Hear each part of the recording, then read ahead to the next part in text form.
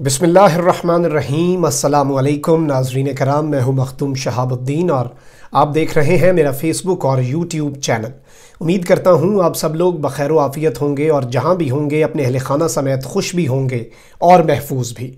नाज़रीन कराम, पाकिस्तान के अंदर जो कुछ भी हुआ गुज़श्ता एक हफ़्ते के अंदर, फ़्रांसीसी सफ़ीर को बेदखल करने के हवाले से तहरीक लब्बैक का एहतजाज और फिर साद रिजवी साहब की गिरफ़्तारी, उसके बाद हुकूमत का डट जाना, तहरीक लब्बैक को कलअदम करार दे देना और फिर जो कुछ भी हुआ, यतीम खाना चौक का जो इंसिडेंट हुआ अफसोसनाक, उस सारी की सारी सूरत हाल के अंदर अब मामलात एक जानिब अफ़हाम व तफ़हीम से हल हो चुके हैं। तमाम धरने, तमाम एहतजाज ख़त्म करने का कहा जा चुका है, लेकिन कल का पूरा दिन नाज़रीन कराम साद रिजवी साहब जो है उनकी रिहाई, उनकी गिरफ्तारी, उनकी रिहाई जो है, इसके हवाले से बड़ी मुतज़ाद ख़बरें जो हैं वो सामने आती रहीं। बहुत से नामवर, बहुत से क्रेडिबल और ऑथेंटिक लोगों ने और सहाफ़ियों ने इस बात की तस्दीक की कि साद रिजवी साहब जो हैं उन्हें रिहा कर दिया गया है, कोट लखपत जेल से बाहर आ रहे हैं। और कुछ पुरानी फुटेजेस रैलीज़ की जो हैं वो भी शेयर की गई और कहा गया कि साद रिजवी साहब वापस भी आ गए हैं, बाहर भी आ गए हैं, उनका पहला पैगाम भी आ गया है। अलबत्ता उन तमाम तर चीज़ों के अंदर कोई सदाकत नहीं थी और इस वक्त तक साद रिजवी जो हैं वो तहवील में है पुलिस की। कोट लखपत जेल जो है वहां पर वो जेर हिरासत भी हैं और इस वक्त तक उनकी जमात तहरीक लब्बैक पाकिस्तान जो है वो कलअदम भी है। अब इस सब के हवाले से लोग ये भी कह रहे हैं कि कलअदम जमात के साथ हुकूमत मुआहदा किस तरह से कर सकती है, तो उस हवाले से भी क्या तहरीक लब्बैक अब कलअदम नहीं रहेगी, क्या इस पर नजर सानी की जाएगी, उसके हवाले से और हुकूमत का एक बड़ा सख्त मौक़िफ़ जो है वो भी सामने आ चुका है। ये सारी तफसीलात और इसमें कहा जा रहा है कि साद रिजवी साहब ने खुद रिहा होने से इनकार किया है एक मुतालबे की मंजूरी तक। उसमें कितनी हकीकत है, हुकूमत की मुज़ाकराती टीम जो है उसके अंदरूनी ज़राए इस वक्त हमें क्या कुछ कंफर्म कर रहे हैं, ये सारी इनसाइड डिटेल्स जो है ये आज की इस वीडियो में आपके सामने रखी जाएंगी। चैनल को आपने ज़रूर सब्सक्राइब कर लेना है, बेल आइकन को भी लाजमी प्रेस कर दीजिएगा ताकि आने वाली तमाम तर वीडियोस आप तक पहुंचती रहें और इसी तरह आपका और मेरा ये साथ भी बरकरार रह सके और हम आपको मुसद्दिक़ा जो मालूमात हैं उनसे आगाह रख सकें। नाज़रीन कराम, जो कुछ भी हुआ अच्छा हुआ कि एटलीस्ट रियलाइज़ हो गया हुकूमत को, पार्लियामेंट के अंदर मामला भी जा चुका है। फ्रांस के सफ़ीर की बेदखली जो है उसके हवाले से पार्लियामेंट ऑफ पाकिस्तान के अंदर डिबेट जो है उसका भी आगाज़ हो गया है। अलबत्ता इस सब के अंदर पीपल्स पार्टी ने बगावत कर दी और पीछे हट गई, लेकिन JUI और नून लीग का ऐसा इक़दाम है, उसकी तारीफ़ करनी चाहिए कि उन्होंने इस मामले पर सियासत नहीं की। खैर, इसके ऊपर कोई एहसान नहीं है, ये ऐसा मामला है इसके ऊपर सियासत होनी भी नहीं चाहिए। नामूस रिसालत का मसला जो है ये सियासत से बालातर होकर करना चाहिए।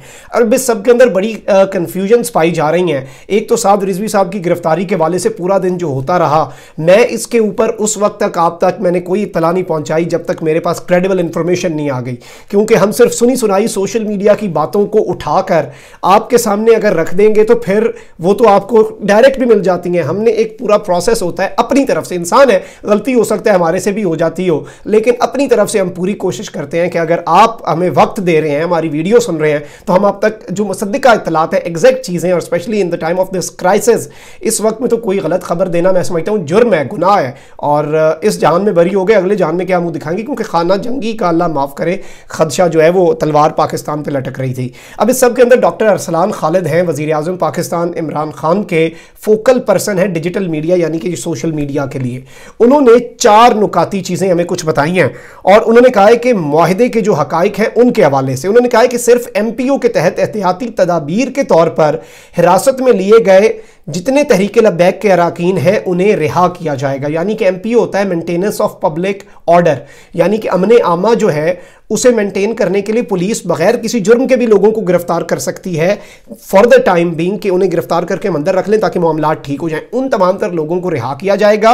रियासती एहलकारों और लॉ इन्फोर्सिंग एजेंसीज के खिलाफ तशद्दुद के कोई मुकदमे से दस्तबरदार नहीं हुआ जाएगा, यानी कि जो मुकदमात हैं वो ख़त्म नहीं किए जाएंगे और जो पुलिस पर हमले हैं उसकी FIRs वापस नहीं ली जाएंगी और उन मुकदमात में जो लोग मुलव्विस गिरफ्तार हैं उनकी रिहाई भी नहीं होगी, नंबर 1। सेकेंडली, अवामी इमलाक को नुकसान पहुंचाने का कोई मुकदमा जो है वो भी वापस नहीं लिया जाएगा। तीसरा, उन्होंने ये भी बताया कि मगरबी दुनिया को तौहीन रिसालत सल्लल्लाहु अलैहि वसल्लम के मामले की हसासियत जो है ये कितना सेंसिटिव इशू है इसे बावर करवाया जाएगा। साथ ही साथ उन्होंने ये बताया कि इस्लामी ममालिक को मगरिब में गुस्ताखाना मवाद के खिलाफ मुत्तहिदा मौक़िफ़ अपनाने की अपील की जाएगी। रियासत खारजा पॉलिसी बनाने के अपने हक से दस्तबरदार नहीं होगी, यानी कि रियासत किसी से डिक्टेट नहीं होगी कि हम खारजा पॉलिसी कोई हमें डिक्टेट करें। अवाम को किसी भी किस्म की जहमत से बचाने के लिए हर सूबे में एहतजाजी मकामात मुख्तस किए जाएंगे। TLP को कलअदम करार दिए जाने का फैसला वापस नहीं लिया जाएगा।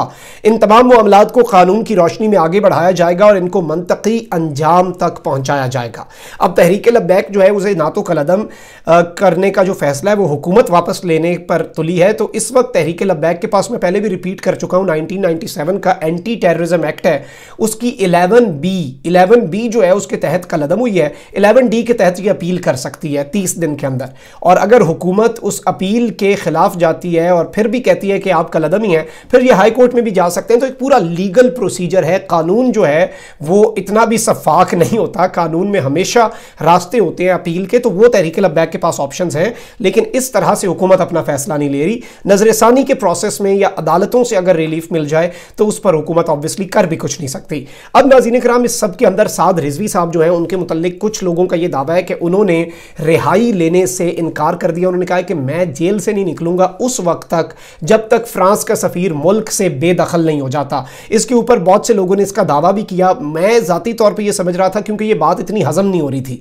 तो इसके ऊपर मुज़ाकराती टीम जो है उससे जब बात हुई, उनसे हमने कुछ चीज़ें कंफर्म की, तो उन्होंने कहा कि इस तरह का साद रिजवी साहब का कोई मुतालबा नहीं है। अलबत्ता साद रिजवी साहब ने यह बात ज़रूर कही है कि मैं इस मुआहदे के अंदर अपनी रिहाई नहीं डलवाना चाहता, क्योंकि उससे ये पर्सनल चीज़ हो जाएगी, मैं पर्सनल फेवर ले रहा हूँगा।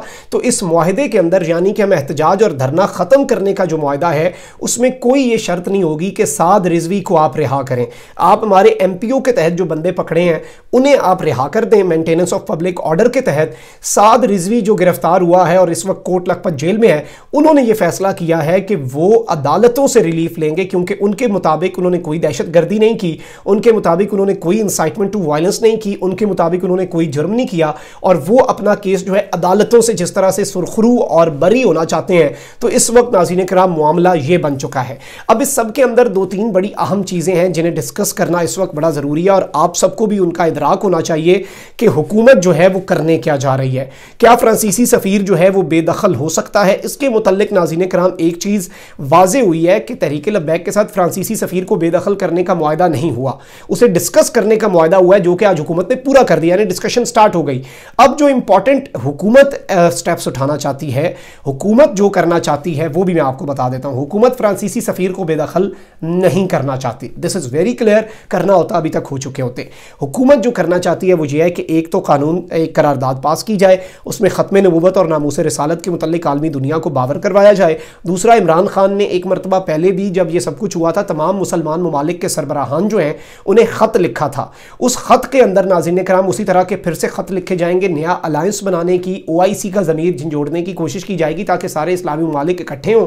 और आज जैसे पाकिस्तान फ्रांस के सफ़ीर को बेदखल करने से पहले 1000 मरतबा सोच रहा है कि पूरा यूरोप इकट्ठा हो जाएगा, यूरोपियन यूनियन का मुल्क है, उसी तरह अगर सारे इस्लामी ममालिक इकट्ठे हो जाएं तो फिर आप सोचें कितना बड़ा मैग्नीट्यूड हो सकता है। तो एक तो वो चीज़ है। सेकेंडली, हम कानूनी ऑप्शंस देख रहे हैं, अंदरूनी ज़रा इस बात को कन्फर्म कर रहे हैं कि ICJ, international court of justice जो है, आलमी अदालत इंसाफ जो है, वहाँ पर भी पाकिस्तान जा सकता है कि जैसे आपने बहुत से मगरबी ममालिक के अंदर हॉलोकॉस्ट जो है उसे एक जुर्म बनाया हुआ है कि आप उसे निगेट नहीं कर सकते, उसके खिलाफ नहीं जा सकते, आप नहीं कह सकते कि ये नहीं हुआ क्योंकि उससे यहूदियों के जज्बात मजरू होते हैं। उसी तर्ज पर 1.3 अरब मुसलमान हैं, अगर उनके नबी करीम सल्लल्लाहु अलैहि वसल्लम रहमतुल लिल आलमीन की नामूस जो है उस पर कोई मजमूम वार किया जाए किसी मलून की तरफ से, वो हमारे जज्बात भी मजरू करता है, हमारे दिल भी छलनी होते हैं। तो उसके हवाले से हुकूमत ये पॉलिसी अपनाना चाह रही है। तो एक रिगरस फॉरेन अफेयर्स की कैंपेन है, डिप्लोमेटिक कैंपेन है, वो गवर्नमेंट चलाना चाह रही है और ऐसा स्टेप लेना चाह रही है, इमरान खान का ये मानना है कि जिससे ये मामला रुके या फिर कम हो।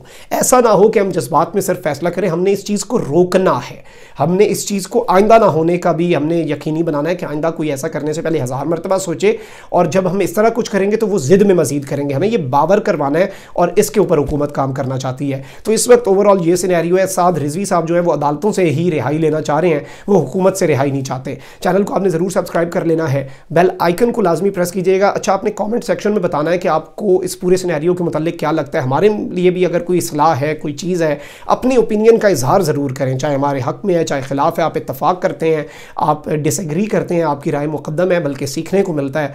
तो आपने कमेंट सेक्शन में वो चीज़ें लाजमी बतानी है और अपनी राय से हमें आगाह करना है। अपना बहुत ख्याल रखें, अपने इर्द गिर्द लोगों का भी, इस मुल्क पाकिस्तान का भी।